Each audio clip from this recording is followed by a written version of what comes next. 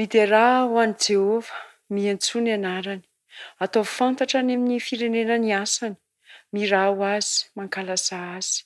Saintsainy ny fahagagana rehetra nataony. Atao voreharehanareo ny anarany masina. Aoka hifaly no fony izay mitady an'i Jehova. Mitadiava an'i Jehova sy ny hery, ka tsy ao manjaka riva ny davany.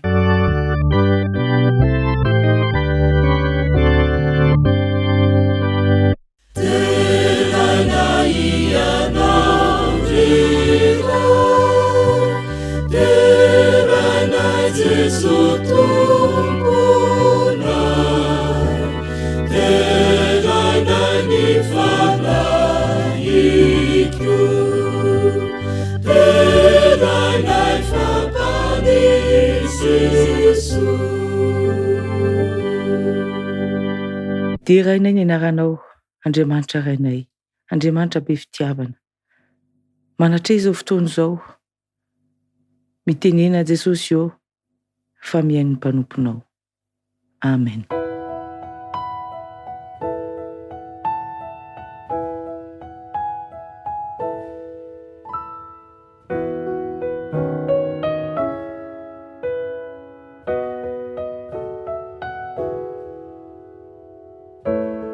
Faly miarabantsika rehetra tratrizao fotoana manokana izay tena manokana ho an'ny Dada ity. Faly miarahaba ny Neny ihany koa, faly miarahaba ny Zoky, faly miarahaba ny Zandry. Fa androany dia manokana fotoana manokana ho an'ny Dada isika. Ka dia mivavaka ho anao izahay ry Dada. Tononkalo manokana izay entina hiarahabana anao ry Dada dia izao hoe: Dada, irinay ianao mba ho Dada modely, ho Dada manokana, Dada vakely. Mpizara fity toka-po ho an'ny Neny maneho tambitamby rehefa miteny. Dada, irinay ianao mba ho Dada miavaka, tsy mpiteny maloto fa Dada mivavaka, ho Dada mpanitsy, ho Dada mpananatra, ho tahafin'ny ankizy fa Dada filamatra. Dada, irinay ianao tsy ho Dada mpimamo fa ho Dada mitsiky vao tonga ao an-trano. Tsy ho Dada simbainy sigara sy toaka fa ho Dada salama mpivimbina loka. Dada, irinay ianao mba ho Dada fanaja, mizara ny anatra tena sahaza. Dada, mendrika irehariana, tsy mandositra dito fa tsy mikarama. Dada, irinay ianao mba ho Dada mahery, ho mpiaro ny ankizy hiaro ny Neny. Iny sandrinao iny azonao itokiana eo an-tratran'ny Dada itositosina. Dada, fangatahana ity tena farany Dada, andao mba iompitire isika ho ankohonana lavitry ny disadisa dia hiara-mandova ilay paradisa, satria ianao dia novidian'Andriamanitra manokana ary tianao manokana Jesosy.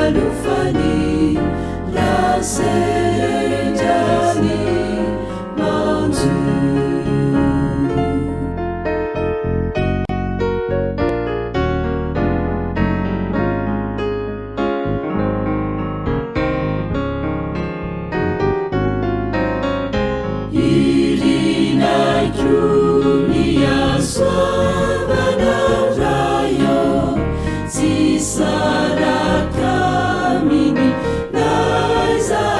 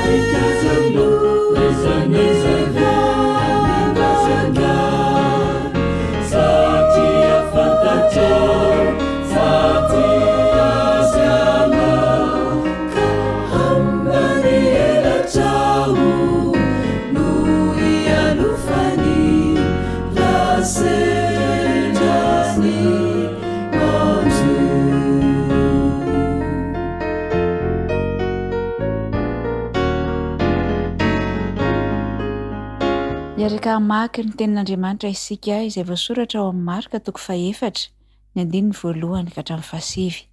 Marka 4 ny 1 ka hatramin'ny 7.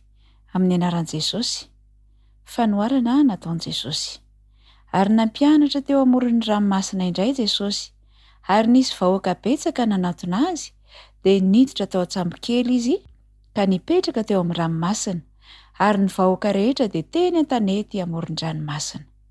Ary nampianatra azy zavatra maro tamin'ny fanoharana izy, ka nilaza tamin'ny fampianarany azy hoe, miaino, indro nivoaka ny mpamafy mba hamafy. Ary raha namafy izy, ny sasany dia voafafy teny amoron-dalana, dia avy ny vorona ka nandany izany. Ary ny sasany dia voafafy teny amin'ny tany marivo ambony vatolampy, dia nalaky ny trebona ireny satria tsy nisy tany lalina. Fa rehefa niposaka ny masoandro dia nalazo ireny, ary satria tsy nanapaka dia maty izy.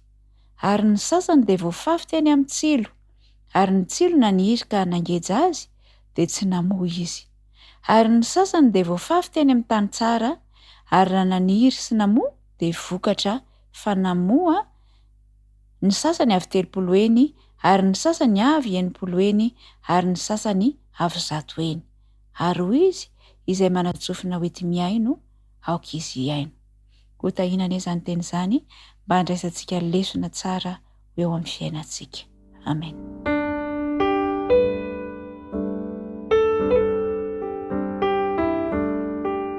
Ray malalo, misaotra be dia be satria nomenao tombona fotoana, menao tombonandro, ary menao an'izao fotoana izao, izay ahafahanay miankohaka sy miteran'ny naranao. Voninahitra ny eo anao rery ihany izay anao hatramin'ny taloha ankehitriny ary mandrakizay. Misaotra anao satria nonay fa miaino mandrakariva ny vavaka ianao, ka ifonanay ny tsy mety rehetra izay hevitra mampisaraka anay aminao raha nonona izao tonom-bavaka izao izahay. Vavaka manokana izay amin'ity androany ity ho an'ireo raim-pianakaviana rehetra. Itsinjo an'izy ireo ianao, anampy azy amin'ny fomba manokana ihany koa, amin'ny fahasalamana, hery, tanjaka manoloana ny adidy aman'andraikitra izay nipetraka amin'izy ireo. Tahio ny tsirairay avy, ary mitahiko ny ankohonan'izy ireo, mba ho ankohonana vonina mandrakariva ny fanotrina aminy, ary vonina mandrakariva ny atrika ny fiavianao tsy ho ela raha avy tsy amin'irao lanitra ianao. Petraka mandrakariva am-pelatananao ny fotoana rehetra. Petraka mandrakariva am-pelatananao ny hoavinay, ny fiainanay manontolo, ary mangataka mandrakariva ny fananao masina hitari-dalana, ny fananao masina hibitsika sy hanoro lalana ny amin'izay tokony ataonay, ary ny fiainanay manontolo dia ka mba ho mendrika ny fanjakanao.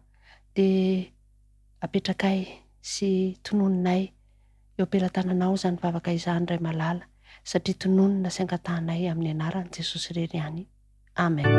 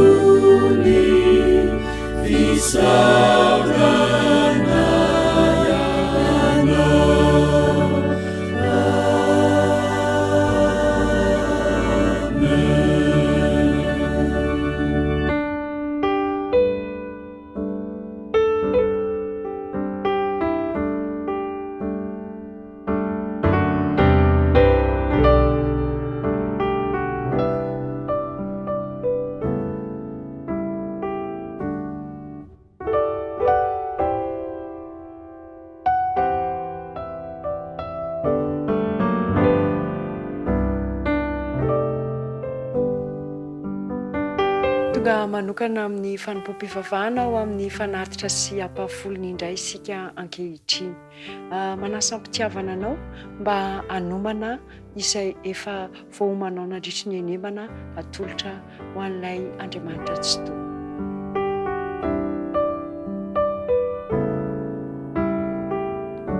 Manasa anao hijery izay voasoratra ao amin'ny ohabolana toko fahafito amby roapolo ka ny andininy fahasivy.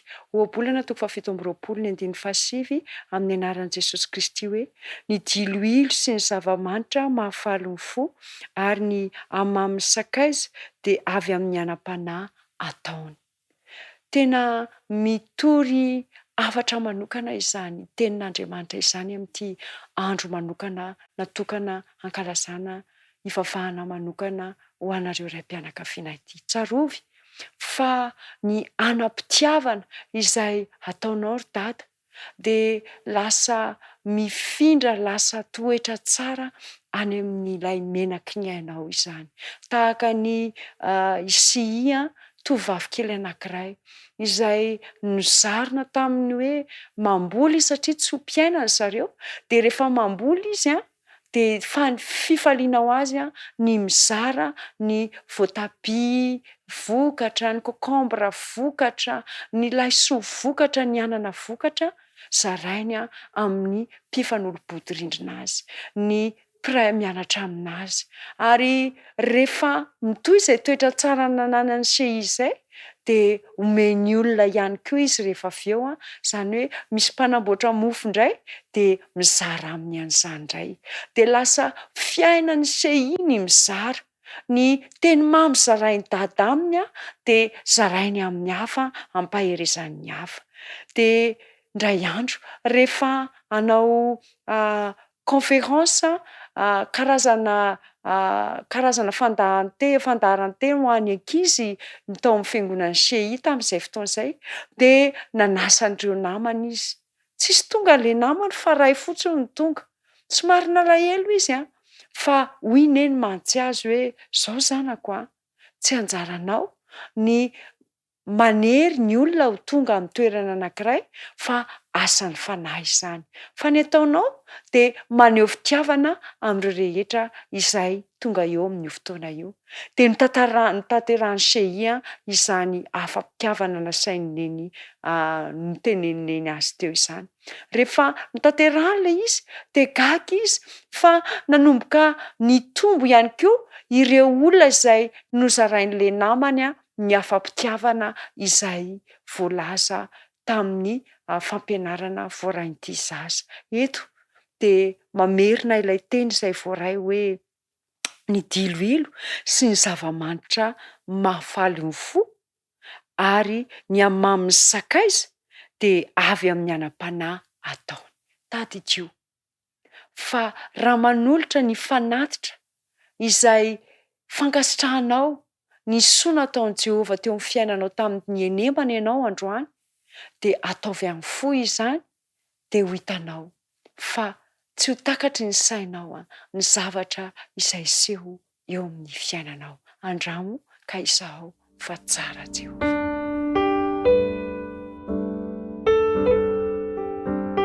Iaraka hivavaka isika. Jehova tomponay masina tsara fo indrindra ny an-danitro, misaotra noho ny amin'ny sosisehana izay nataonao tamin'ny fiainanay nandritra ny enemana. Ankehitriny dia mitondra ireto fanatim-pisaorana izay tsapanay fa nataonao teo amin'ny fiainanay ny sosisehana, mety tsy mendrika izy reto Jesosy eo. Fa atolotray ampanetretena amin'ny fofeny fitiavana izany Jesosy eo, mba hahavita be eo amin'ny asa fanompoana, ary indrindraindrindra mba hahatonga anay ihany koa hanampy ny hafa mandrakariva eo amin'ny fiainanay. Koa ianao ny hitan-tsehatra amin'ny fiainany tsirairay avy, amin'ny anaran'i Jesosy. Amen.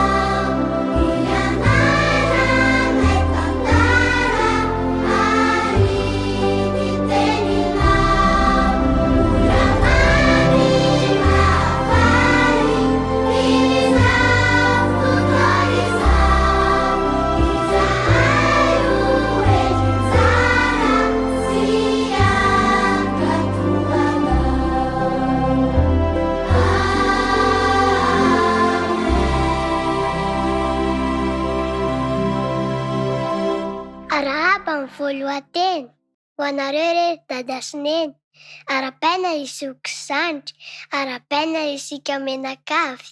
Fifaliana ho any hitondra toriteny manokana ho any dada amin'ity ho anio ity.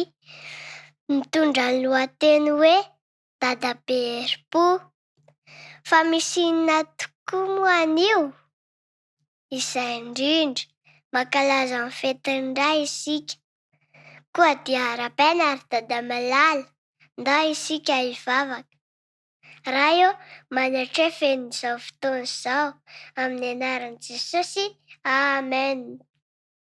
Dado, ianao dia olona novidian'Andriamanitra manokana. Dado, tsaronao ve ny tantaran'i dadabe Noa? Mino aho fa efa laninao jenjery izany, saingy tiako ny hamerina izanany io mba hampahery anao amin'ny andraikitra saninao. Ray mpianakaviana novidian'Andriamanitra manokana Noa mba hanao samby fiara, satria izy mpakatoan'Andriamanitra dia nataony tampifaliana izany. Nanaraka ny toromarika rehetra izy dia vita ny samby fiara lehibe. Natsoina ny olona mba hiditra, fa efa ho avy ny safodrano. Tsisy nentin' hiditra nefa izy ireo. I Noa sy ny ankohonany kosa niditra tampifaliana tao anaty samby fiara. Satria izy natoky izay nolazain'Andriamanitra dia nataony tampifaliana izany. Tonga tokoa ny safodrano, matiringana tany ivelan'ny tany avokoa ny olona rehetra. Fa i Noa menaka kosa voavonjy tao anaty samby fiara lehibe. Nahoana ary Noa valy mianaka ny voavonjy? Voavonjy izy ireo satria i Noa ilay raim-pianakaviana mihitsy no mpakatoan'Andriamanitra. Satria Noa dia dada mpakatoa, dia nampian'Andriamanitra izy tamin'ny fitaizana ny zanany mba ho lasa mpakato ihany koa ireo zanany rehetra. Ka rehefa niteny Noa hoe andao hiditra ny sambo isika, dia nanaiky avokoa izy ireo. No fankatoavan'ny Noa an'Andriamanitra dia voavonjy ny ankohonany rehetra. Dado, ianao dia olona novidian'Andriamanitra manokana. Tianao ihany koa ve ny hamonjy ny ankohonanao tahaka ny Noa? Mino aho fa efa mety zary ho mpakatoan'Andriamanitra tahaka azy ary. Dado, ianao dia olona novidian'Andriamanitra manokana. Tianao ihany koa ve ny hamonjy ny ankohonanao tahaka ny Noa? Mety zary ho mpakatoan'Andriamanitra tahaka azy ary. Misaotra betsaka dada tamin'ny fikarakaranao anay. Ny firarianay ankizy dia haingana ianao mba ho dada afaka hitondranay ho any an-danitra. Ry dada malala, amen. Iaraka hivavaka isika. Raha eo, misaotra betsaka fa nomenao dada afaka hitondranay ho any an-danitra ianao amin'ny anaran'i Jesosy, amen.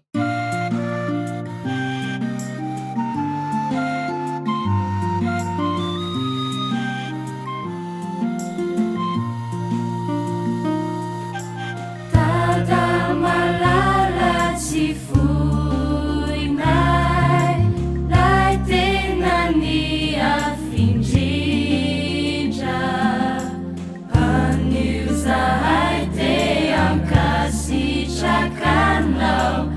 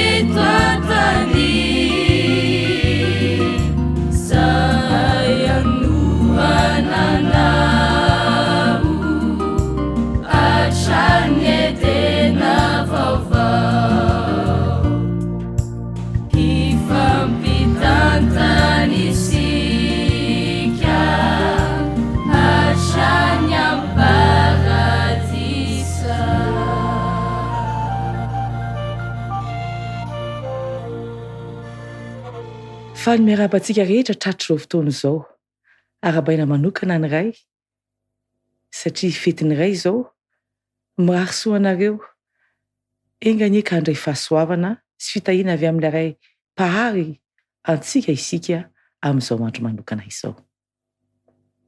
Ny fotoana toy izao dia ararotina hitondrana mbavaka ny ray rehetra ary hitondrana ihany koa fampahirezana avy amin'ny tenin'Andriamanitra.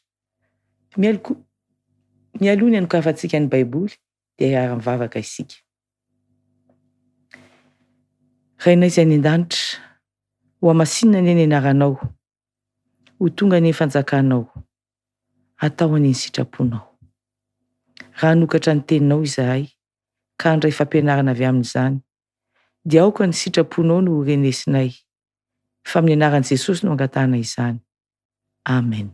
Andeha ho sokafantsika ny Baibolitsika ao amin'ny Marka 4.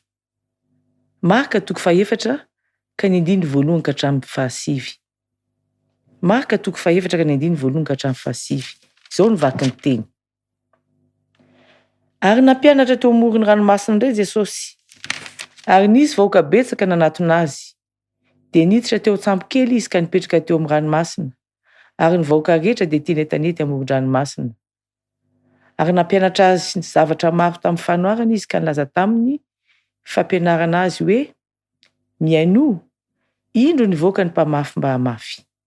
Ary raha namafy izy, ny sasany dia voafafy teny amoron-dalana, dia avy ny vorona ka nandany izany. Ary ny sasany dia voafafy teny amin'ny tany marivo ambony vatolampy, dia nalaky ny trebony ireny, satria tsy nisy tany lalina. Fa rehefa niposaka ny masoandro, dia nalazo ireny, ary satria tsy nanapaka dia maty izy. Ary ny sasany dia voafafy teny amin'ny tsilo, ary ny tsilo naniry ka nangeja azy, dia tsy namoa izy. Ary ny sasany dia voafafy teny amin'ny tany tsara, ary raha naniry sy namoa dia vokatra, fa namoa. Ny sasany avy 30 eny, ary ny sasany avy 80 eny, ary ny sasany avy 100 eny. Ary hoy izy, izay manatsofina hoe miaino, aoka izy iaino. Telo no misongadina ato amin'ity fanoharana ity: ny vonafafy, ny mpamafy, ary ny tanina mafazana. Ko andeha ary ho resahantsika vetivety ny mikasika ny vo. Ny filazantsara ihany no manazava ity fanoharana ity, fa ny vonafafy eo amin'ny 410 dia izao ny voalaza. Ny mpamafy dia mamafy ny teny. Ny vonafafy izany dia ny teny, voana paritaka eny rehetreny, dia ny tenin'Andriamanitra. Ny soratra masina izay mifototra amin'i Jesosy Kristy, araka ny voalaza amin'ny Jaona 1. Jaona 1 dia izao ny voalaza: ny teny tao amin'Andriamanitra, dia tsy iza fa Jesosy Kristy izany. Koa ny teny izay toriana amin'ny firenena rehetra dia ny vaovao mahafaly, dia Jesosy. Ny fitoriana na ny famafazana voa anefa dia tsy vitany hoe teny aloky ny vava ihany, fa ny fihetsika tao, ny asa tao, ny fitondran-tena. Ireny rehetrareny dia boky vakian'ny olona. So isika mihevitra hoe izay aloky ny vava ihany no asa fitoriana. Izao koa ny voalaza ao amin'ny Korinthianina 2. Korinthianina 2 toko 7, andininy 9 sy 7. Korinthianina 2 toko 7. Eo amin'ny andininy 9. Fa izao no lazaiko: izay mamafy kely dia kely no hojinjany, fa izay mamafy be dia be kosa no hojinjany. Ary eo amin'ny andininy 9 sy 7, ary Andriamanitra mahay mampitombo ny fahasoavana rehetra aminareo, mba hanananareo ny oniny rehetra mandrakariva amin'ny zavatra rehetra, ka hitombo amin'ny asa tsara rehetra, araka ny voasoratra hoe, namafy izy, eny, nanome ho an'ny malahelo, ny fahamarinany maharitra mandrakizay. Andininy 10, ary izay manome voa ho an'ny mpamafy, sy mofo hohanina dia hanome sy habe ny voa afafinareo ary ampitombo ny vokatry ny fahamarinanareo. Ny asa soa atao koa zany dia fitorenan'i Jesosy. Raha tonga tetỳ ambony tany Jesosy tompontsika, dia tsy tonga mba ho topoina, fa tonga mba hanompo, tonga mba hizara, hanampy, hampahery, hanampy ny sahirana, hampahery ny malahelo. Koa ny mpanaradian'i Kristy zany dia tokony halala tanana. Amin'izao fetiny iray izao dia entanina ny ray rehetra, hamafy, hizara voatsara amin'ny ankonany, eo amin'ny ankonana aloha, avy eo amin'ny manodidina. Ny manodidina izay mila fanampiana. Aoka ho modely amin'ny zavatra rehetra isika ray aman-dreny. Aneo an'i Kristy amin'ny lafiny rehetra. Ary manarak'izany, ny teny faharoa misongadina amin'ity fanoharana nataon'i Jesosy ity dia ny mpamafy. Raha tsorina dia hoe tsy toa adaladala ve ity mpamafy ity? Tsy mifidy tany hamafazana, fa afafafy eran'izao tampon-tanety izao ny voa, nefa mety tsy haniry akory.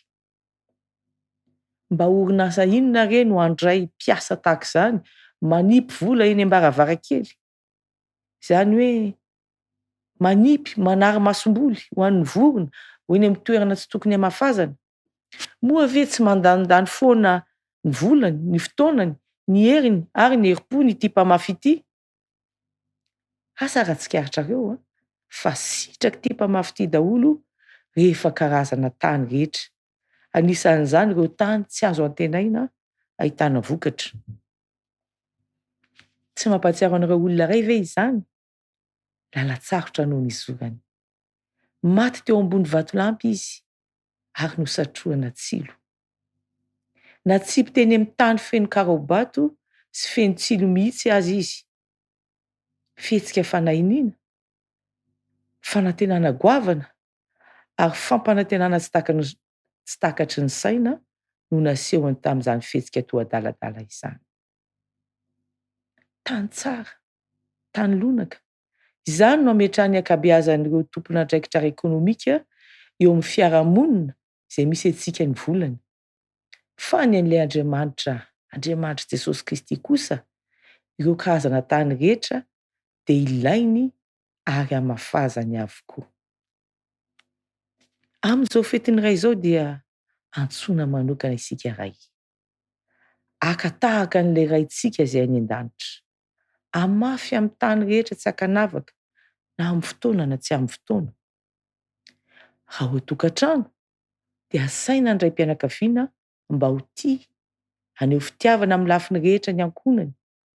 Tsy hanao hoe ny zanako kely ihany aloha ny tambatambaziko, na hoe ny lehibe avelavela fotsiny eny, na koa hoe ianona no tiako kokoa no ianona. Fa samy ho tiany zanaka rehetra, tsy misy tombo sy ala. Ary tsy kely soka fanao izay farany tratra mba hamonjena ny ankonana. Jesosy ilay modely izay nanolotra ny ainy mba hamonjena antsika, koa inona ny fonao hamonjenao ny zanakao? Inona ny fontsika hamonjentsika ny zanantsika? Aoka handany fotoana maro ny raim-pianakaviana mba hahazoany ny fahankazo-po amin'ny ankonany ary hahafantarany tsara izay tena ilainy ary mba hamoramora ny fampitana ny hafatra. Ny fotoana laniana miaraka amin'ny fianakaviana mantsy dia tsy voavidim-bola naovinanao viana ary mihoatra lavitra noho ny fanomezana sarobidy.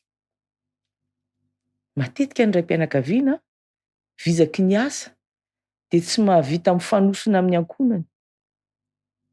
Mandalo ny fotoana ary vetivety dia andao ny ray aman-dreny ny zanaka, koa araraoty e. Raha eo amin'ny fiarahamonina indray dia aoka ho mpamafy tsy manavakavaka isika, ka tsy ny tany izay iverintsika ho lonaka ihany no hiasana, fa na ny tany karakaina aza dia mety hanjary sahalonaka. Ny hevitra fahatelo misongadina eto amin'ity fanoharana ity dia ny tany. Ono amin'ny fomba manahoana moa no ahafantarako ny toerana misy ahy. Raha saina mifidy aho, raha saina mifidy ianao, aiza amin'ireo karazana tany izay nolazain'i Jesosy tamin'ny fanoharana no vidinao? Iza amintsika no samy laza hoe zaho anie ka tany tsara e, zaho anie ka tany lonaka e. Etsy andanin'izany, iza amintsika no toa mahatsiaro hoe izaho anie ka tany tsy mahavokatra e, tany ratsy e. Raha heverina sy dinihana eo amin'ny marika toko 4 ihany, hiverina antsika ny filazantsara nosoratan'ny marika toko 4:4, dia izao no voalaza hoe ary raha namafy izy, ny sasany dia voafafy teny amoron-dalana, dia avy ny vorona ka nandany izany. Teny amoron-dalana, tany mahery, mafy, lalovan'ny orana fotsiny. Io tany io tsy izy anie io e, tsy izy io fa izaho, ianao. Indraindray mahafloha, enjana sy mahafo. Ary leo amin'ny 5, ilay tany marivo ambony vatolampy, tany mandratra, toa tany tsara saingy eo amin'ny miseho ivelany fotsiny ihany. Tsy izy io tany io fa izaho, ianao. Tsy indraindray mandisy fanantenana ary mahakify. Ary eo amin'ny 7, ary ny sasany dia voafafy teny amin'ny tsilo, ary ny tsilo nangeja azy dia tsy namoa izy. Misy tany azo antenaina fa mokatra saingy feno tsilo. Rakotra zava-maniry tsy mahasoa, ny fakany lavabe, sarotra angotana, ary ny tahony maranitra. Tsy misy voninkazo, tsy misy voankazo. Tany izay tokony ho azo ambolena kanefa tsy misy toerana ho an'ny hafa fa dia ny ho ahy ihany, ny ho ahy ihany.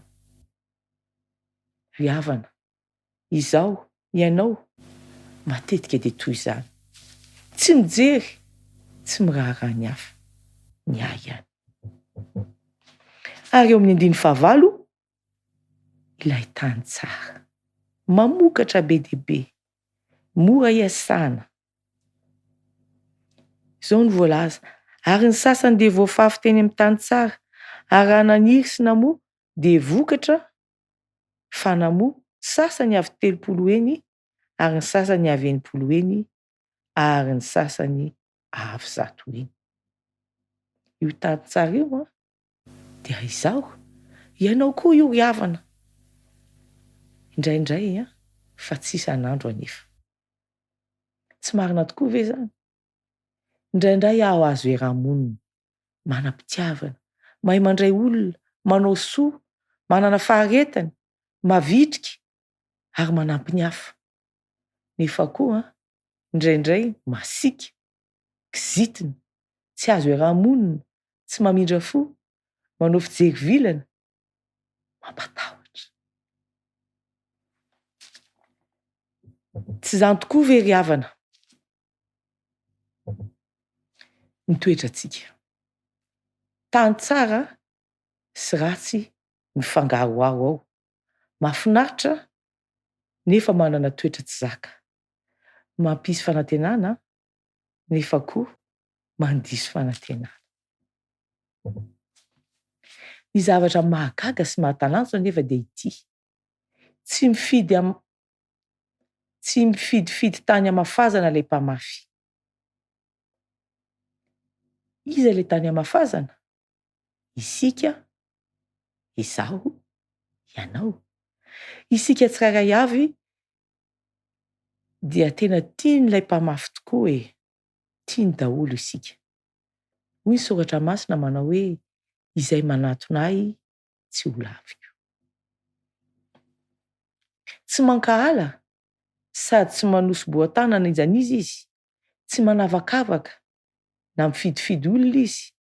Eny, fa na dia momba ny tenantsika rehetra aza na inona ao anatsika ao, na dia mafo tahaka ny vato azy isika, ary na dia mpanota matevy-koditra aza isika, dia tiany ary amafaza ny voatsara trano.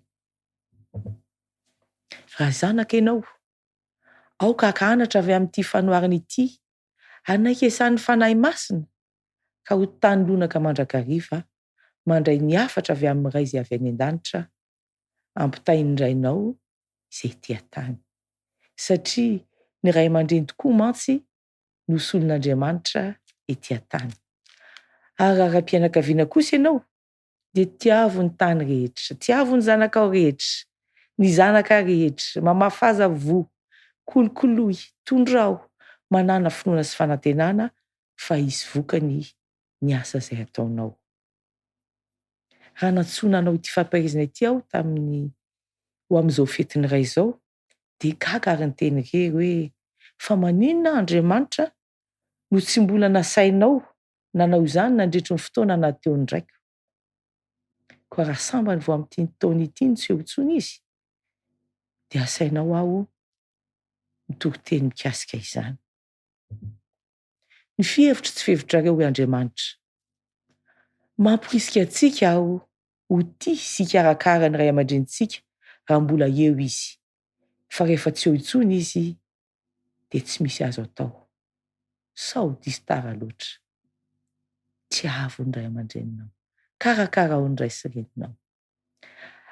Ary tsy ny ray aman-dreny teraka ihany no tokony ho asoavina, fa ireo ray aman-dreny taiza na nasoa, ireo ray aman-dreny ara-panahy, fa raraoty ny andro anaovan-tsoa ny soratra masina fa mandalo izao fiainana izao.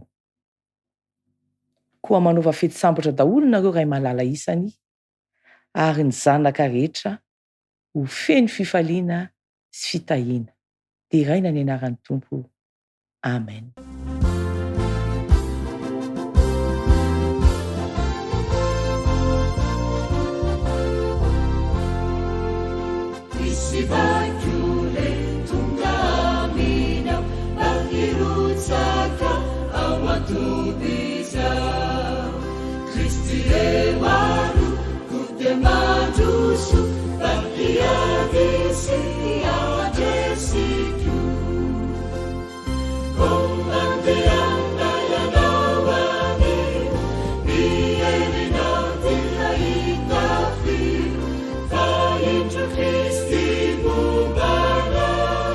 Kapiteniza, simparesiza.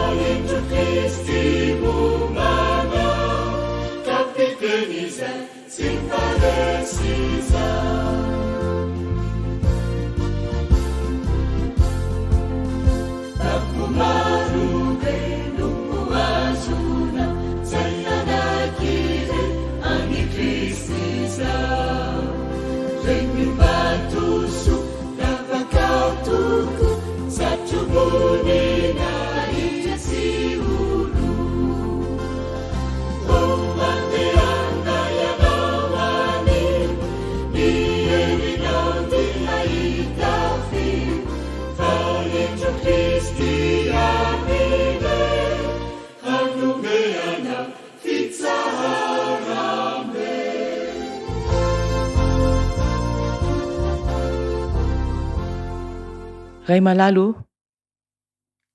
misaotra anao izahay fa nomenao izao fotoana izao, nomenao ny afatra mba hahatonga anay ray tahaka anao, ray be fitiavana, tiany rehetra, mamafy voa amin'ny fotoana rehetra ary tsy manavakavaka.